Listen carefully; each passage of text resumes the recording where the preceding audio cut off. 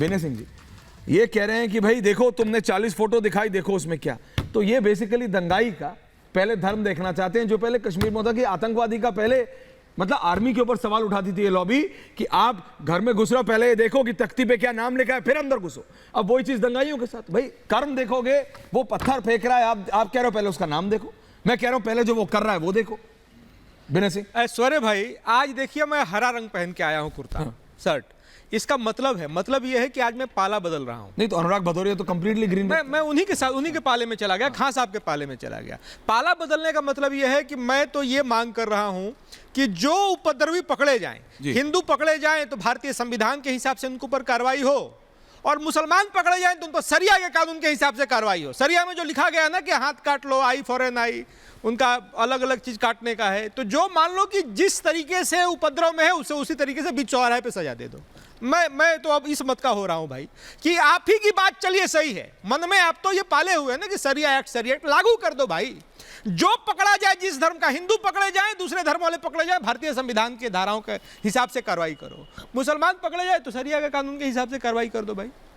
आंख अगर किसी की चोट लगी तो सामने वाले का आंख फोड़ डालो। ये हो क्या रहा है भाई? अरे एक स्वर से अनुराग भदौरिया दंगाई है तो क्रिटिसाइज क्यों नहीं कर सकते यार?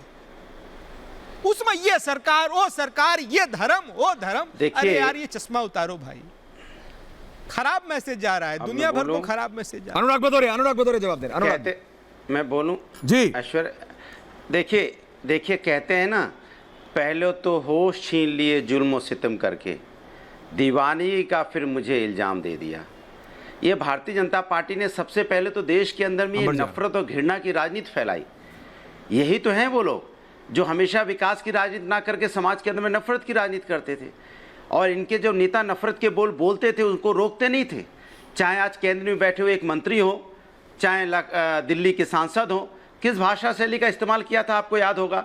अगर इस तरह की भाषा शैली का इस्तेमाल पहले ही रोक दिया गया होता, क्योंकि हिंदुस्तान की संस्कृति और संस्कार ऐसी भाषा शैली को प्रमोट नहीं करती। हमारे संस्कृति संस्कार हिंदुस्तानी ऐसे नहीं है, लेकिन भारतीय जनता पार्टी ने महज सत्ता पाने के लिए समाज के अंदर में घृणा की राजनीति की। और जब आप घृणा की राजनीति करते हो, उसके बाद फिर आप और आपकी जो उत्तर प्रदेश की भारतीय जनता पार्टी की जो पुलिस है, जो सरकार है, वो इतनी नाकाम हो जाती है, नाकारा हो जाती है, उसे इस बात का एहसास ही नहीं होता। उसका एलाइव सिस्टम फेल हो जाता है, खुफिया तंत्र फेल हो जाता है। जिस डिस्ट्रिक्ट के अंदर में देश के प्रधानमंत्री जी आ रहे हो, महामहिम राष्ट्रपति जी हो, प्रदेश के मुख्यमंत्री जी हो, इतना बड़ा वहां पे उनका फेलियर हो जाएगा, इसका मतलब एलाइव पूरी तरह से फेल हो चुकी है। पुलिस कोई काम नहीं कर रही उत्तर प्रदेश के अंदर, ये साफ जाहिर हो गया। अच्छा। जब इतने बड़े महामहिम आएंगे, उनकी सुरक्षा की जिम्मेदारी नहीं ले पा रही है, तो सोचो आम जनता की हालत क्या होगी उत्तर प्रदेश के अंदर में।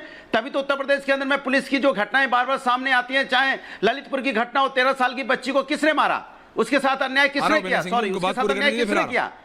पुलिस नहीं ना, पुलिस का नाम आया ना। चंदौली में अगर किसी बेटी के साथ अन्याय हुआ, पीट पीट के मार डाल, किसका नाम आया? पुलिस का ना।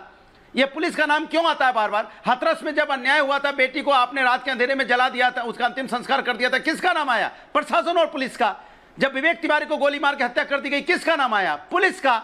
जब गोरखपुर में एक मनीष गुप्ता की हत्या कर दी गई थी पीट पीट के, किसका नाम आया? पुलिस का। और अभी हाल में ही 4 दिन पहले उत्तर प्रदेश के मुख्यमंत्री जी पूजा कर रहे थे अयोध्या में, और उसी समय एक गर्भवती महिला की गला काट के हत्या कर दी जाती है। तो मैं पूछना चाहता हूं कि आखिर पुलिस प्रशासन कर क्या रहा उत्तर प्रदेश के अंदर में? आप उत्तर प्रदेश की जनता की हिफाजत और हमारे इतने बड़े जो वीआईपी आए हैं उनकी हिफाजत की जिम्मेदारी नहीं ले सकते, तो आप कैसे उत्तर प्रदेश को चलाओगे? ये बता दीजिए मुझे।